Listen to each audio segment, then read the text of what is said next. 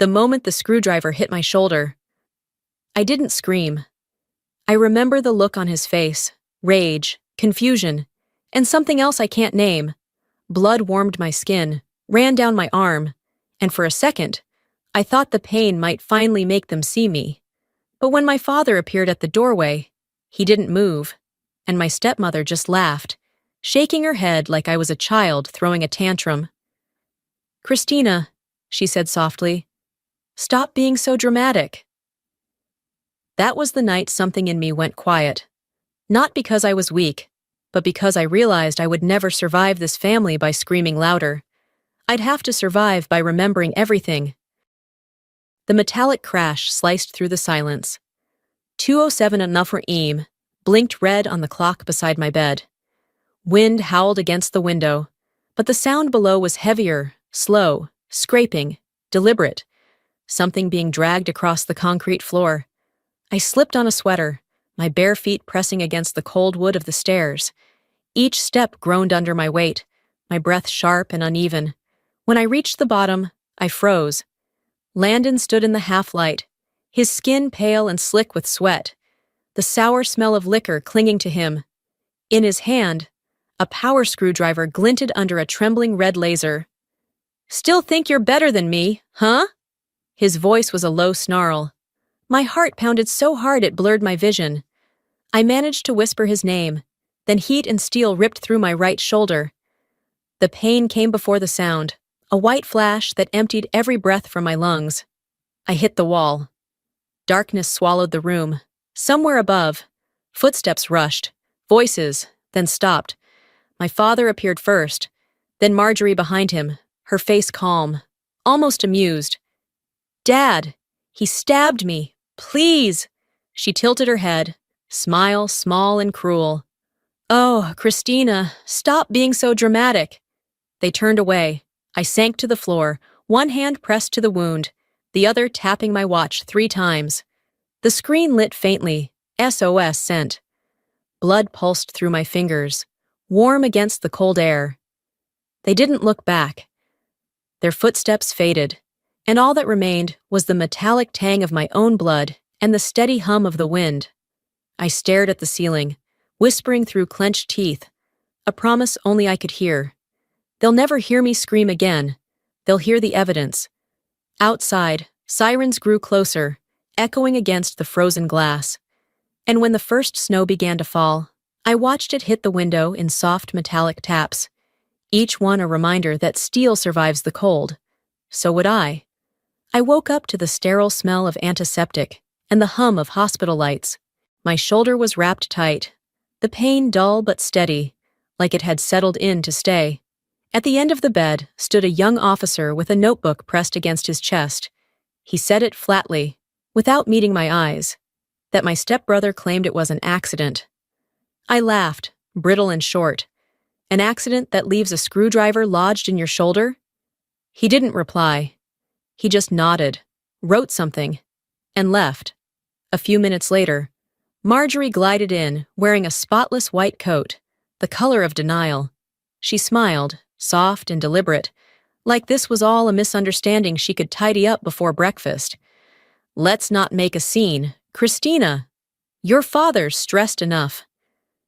Robert stood behind her, silent, nodding as if she were translating the world for him. Before I could even sit up, the two of them had signed papers I hadn't seen. By the time I understood what they were doing, the report was withdrawn. Marjorie bent close, perfume sweet and suffocating. Families heal faster when they're quiet. Her words pulled me backward, through years of silence and snow, to another winter that smelled of cinnamon and false warmth. I was 16 then, the first winter after my mother's funeral. I'd just received the letter, an engineering scholarship I'd worked for all year. My hands shook when I held it out at dinner. "Dad." I got in. They said my design, but Marjorie snatched the envelope, her voice lilting like she was reading a nursery rhyme. "Christina's been accepted into a special needs program. Isn't that sweet?"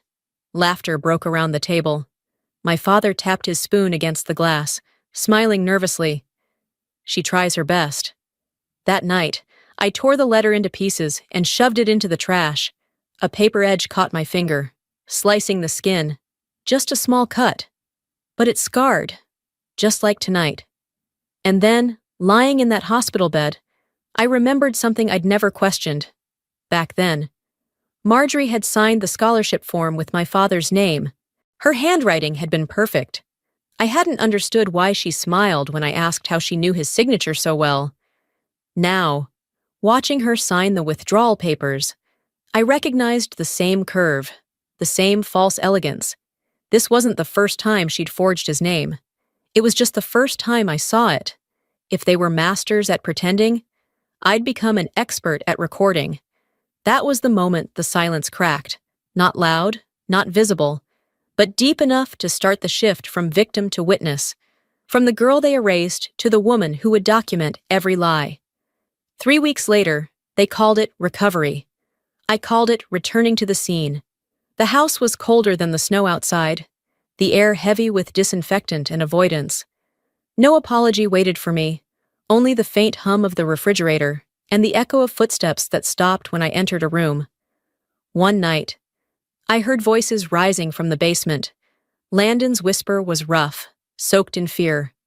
"Mom, she's gonna tell someone." Marjorie's reply slid through the air like oil. "Then we make sure no one believes her." I stayed in the dark hallway, my heartbeat counting every word.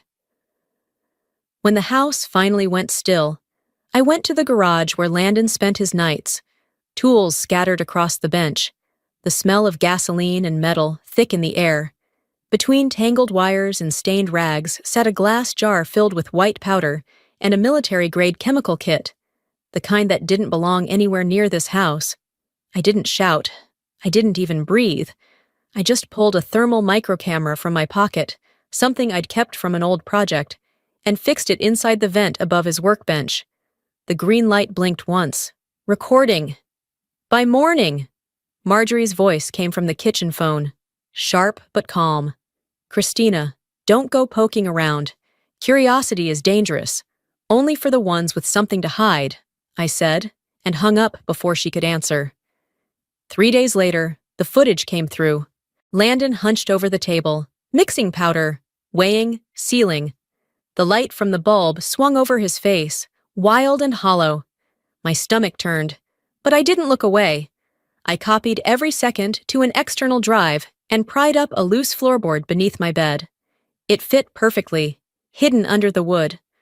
For the first time, I held something heavier than fear, a weapon made of truth. Outside, snow covered the roof in a seamless sheet of silver. Light reflected off it in narrow streaks, cutting across the window and my bandaged shoulder. I wrote in my notebook, "Hand steady now. If warmth won't protect me, precision will." That night, the house slept like nothing had changed, but under the floor, under the wallpaper, under every inch of that perfect white silence, something had begun to move, quiet, exact, unstoppable. I met Elaine Porter at a veterans transition meeting the hospital suggested, and she arrived like someone who'd been honed by storms. Short gray hair, a voice that landed like a hammer on steel. She skimmed my file once and said plainly that line no counselor had said before. Surviving an assault at 2 a.m. and returning to the same house wasn't fear. It was data collection. The laugh that escaped me felt brittle, but it broke something open. She handed me a worn leather notebook stamped "Measure twice, cut once." "Your mind's an engineer's," she said. "You don't fight noise with more noise. You build a structure strong enough to trap it." From then on, I wrote everything. Times, temperatures, exact phrases, the way a hand trembled around a glass. Each entry tightened the frame beneath a truth that had been loose for years. Helping Dad with old financial papers, I found a check made out to Landon with Robert's name scrawled across it. The curve at the tail of the R matched Marjorie's hand, too steady to be his. I scanned it, saved an encrypted copy, and sent it anonymously to Elaine. Her reply was terse. "You're not collecting evidence anymore, Christina. You're designing a case." That night, a scrap of paper slid under my door. "Stop filming, or next time it won't be your shoulder." My hands shook, but I photographed it, sealed it, labeled it Threat Number 1. Elaine sat with me and told a story about being called dramatic in uniform, how she'd learned to outdesign lies rather than argue with them. Hearing that made the work feel less lonely. One afternoon, I reassembled an old robotic arm in her garage, bolts and servos catching sparks. She watched as I soldered a joint, nodded, and said, "That's what you're doing with your life, rebuilding broken arms." I touched the scar along my shoulder and answered, "Then I'll make sure it never breaks again." We worked until the shop light turned a warm gold, two women shaping metal and plans in the same motion. I went home under the pretense of visiting, aware that their smiles were brittle stage props. Marjorie opened the door like a hostess in a portrait. Perfect hair, perfect concern. "How's therapy in Sneered?" she asked. "Learning to calm down yet?" I answered simply that I was learning to measure things accurately. She didn't hear the edge. That afternoon, Marjorie invited the churchwomen for tea. Their chatter filled the living room with small talk and larger judgments. "She's back?" "Brave," one said. "I would have moved states," Marjorie murmured. "She's delicate, bless her heart." I stood in the threshold and hit record on my phone. Machines don't lie. After they left, I went to the basement she claimed was locked for renovations. The new padlock looked recent. The paint around the door peeled to reveal older, darker wood. I used a screwdriver, the same kind that had once punctured my skin, to pry the hinge. A chemical tang hit me first. Solvents. Improvised reagents. The stale breath of a hidden lab. The security camera had been unplugged. My old bloodstain marked the floor like testimony. I scraped a sample into a vial and capped it. Proof, I thought, doesn't evaporate. Upstairs. My father's voice trembled with desperation. "If this goes public, I'll lose everything." Marjorie replied sharp and clinical. "Then you better control your daughter." The sentence cut deeper than any shove. He feared reputation more than he feared what his silence had cost me. I walked out into falling snow, the little blue LED from my vent camera winking in the window. Back in my temporary workspace, I linked motion sensors and thermal feeds into a single map and named it Project Echo. Heat signatures pulsed across the screen. Audio spikes marked voices I would later isolate. I wrote in Elaine's notebook, "Data doesn't sleep. Neither do I." The monitor blinked to life. Recording started. Zero wires. I sent Marjorie an email. "If Landon apologizes publicly, I'll withdraw the report." Less than 10 minutes later, she replied. "That's the Christina I raised. Saturday came." She set the table like it was Easter. White cloth, lavender candles, china plates that had never seen a real family meal. I wore a high-neck sweater to hide my scar, the micro-transmitter Elaine had fitted around my neck. Marjorie greeted me with that glassy smile. "We just want to heal, dear." Robert lifted his glass. To family, to forgiveness. I raised mine. To transparency. Landon's eyes were bloodshot, his grin unsteady. The scrape of cutlery filled the silence. Then he smirked. "So, engineer girl, still collecting your precious data?" "Always. Even if you talk, nobody'll believe you. Mom's got dad. Dad's got money. You've got, what? Notes?" Marjorie's hand brushed his arm. "Enough, honey." Then softly to me, "And that little accident at 2 a.m. stays buried if you stay quiet." I took a slow breath, met her eyes. Good thing I'm not here to talk. I'm here to listen, outside. Elaine waited in her car, saving the recording as soon as that line left Marjorie's mouth. When it was done, Marjorie hugged me. "I'm proud of you for acting civilized. Civilization is just order with better lighting." Snow melted warm against my shoulder as I walked away. 2 days later, I sat in Daniel's office, walls of glass and white light. Elaine beside me, arms crossed. Daniel said I'd built enough proof for both civil and criminal charges, but they'd call me unstable. "Then let's build something they can't twist." I answered. We drew the plan, Operation Killbox, a reconciliation meeting, staged in Daniel's office, recorded from every angle. Elaine smiled. We won't humiliate them. Their words will. That night, my father called, voice shaking. Your stepbrother's sick. Don't ruin his life. He didn't mean to hurt you, I asked. Did he mean it when he said he'd kill me next time? Silence, then, don't be dramatic. I hung up. Later, I checked Project Echo. Landon packed bags of white powder, while Marjorie said, make sure to move it before Saturday. She's coming. I clipped the file, sent it to Daniel. The next evening, Elaine fastened a small B, F, J, pin to my lapel. You're not going to war, she said. You're finishing construction. I met my own reflection. No longer the girl they silenced, but the design built to expose them. I never believed in clean endings. But that morning, stepping into the conference room at Vermont Legal Corps, I understood that even truth needs a steel frame to stand on. The oak walls gleamed under cold light, reflections sharp as blades. In the center sat a covered screen prepared for our so-called reconciliation. My father's hands trembled over his old vest. Marjorie's eyes glistened, all polish and poison. Landon leaned back, smirking. Daniel Howe's voice cut through the quiet. We're here to clarify what really happened at 2 a.m. and after. I gripped the leather notebook in my lap, the one that had held every fact, every wound. Daniel pulled the cloth away. Footage from Project Echo filled the screen. Landon mixing chemicals. Marjorie's voice hissing on the phone. Make sure it's gone before Saturday. And the forged signature glowing under magnification. No one moved. The light shattered across their faces like breaking masks. Next came the audio. Landon's laughter. Marjorie's whisper. That little accident at 2 a.m. will stay buried. Then my own voice, calm and cold.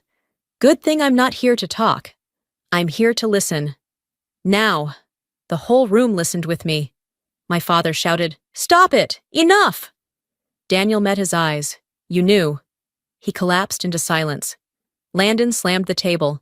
You think this proves anything? The door opened. Officers stepped in. Marjorie's voice cracked. This will destroy our family. No, I said. You destroyed it when you called my truth dramatic. As the handcuffs clicked, I breathed fully for the first time. The red light on the microphone kept glowing, recording the final sound of a perfect family breaking. 3 months after the trial, I returned to the old wooden house in Vermont. It no longer felt like a prison, just a frame waiting to be rebuilt. The police seals were gone. The white paint on the walls had cracked, revealing the raw wood beneath. Rough, imperfect, but honest. I pulled down the heavy curtains and unlatched the windows. Sunlight spilled in, scattering the dust like silver rain. In a desk drawer, I found a half-burned sheet of paper. The robot design I'd torn up when I was 16. The edges were blackened, but one line in the center remained untouched. To rebuild what others break, I pressed it flat and framed it on the wall. Elaine arrived that afternoon, carrying a small box of audio gear. We'll start the pilot program here, she said. People who weren't believed, their stories, recorded by one who was. Together, we transformed the basement, once filled with chemicals and lies, into a soundproof studio. A brass plate gleamed on the door. Operation 2 a.m., where silence ends. A week later, a letter arrived. From Robert Barnes. I was wrong. I let fear design my life. I hope you'll forgive an old architect of mistakes. I placed it beside the fire without opening it. Forgiveness wasn't freedom. I already had that. As the paper burned, orange light flickered across the microphone's steel casing. Justice reflecting real fire this time. That night, I recorded our first story. A 40-year-old woman, voice trembling as she spoke of a husband no one believed capable of violence. When she finished, she whispered, I feel lighter. I turned off the mic and smiled. That's what rebuilding sounds like. A soft click echoed through the room. No longer a weapon, but the sound of something new beginning. 2 years later, the stage lights in Washington, D.C. burned brighter than I remembered. The banner behind me read, Engineering for resilience. I stepped forward in a gray, steel-toned suit, the scar on my shoulder catching the glow like a weld line. Below me sat engineers, veterans, survivors, lawyers, and Elaine in the front row, her eyes steady. I touched the old leather notebook in my pocket and began. 2 years ago, at 2 a.m., my stepbrother stabbed me.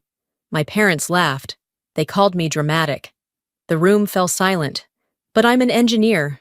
I rebuilt, not the house, not even the family. I rebuilt the structure inside me. Light spilled across the stage, a silver arc over my shoulder. I lifted the microphone. They called it a breakdown. I call it a blueprint. The audience rose. Applause thundered like rain on metal. Afterward, a woman approached, mother of a soldier who hadn't been believed. She held my hand and whispered, "You built what the world needed." Outside, snow drifted through the deep sea air. It landed on my shoulder and melted warm. I looked up at the pale sky, whispering to myself. I only measured what was broken and fixed it. The flakes kept falling, soft as light on steel, light on steel, light on steel, light on steel, light on steel, light on steel, light on steel, light on steel, light on steel, light on steel, light on steel, light on steel.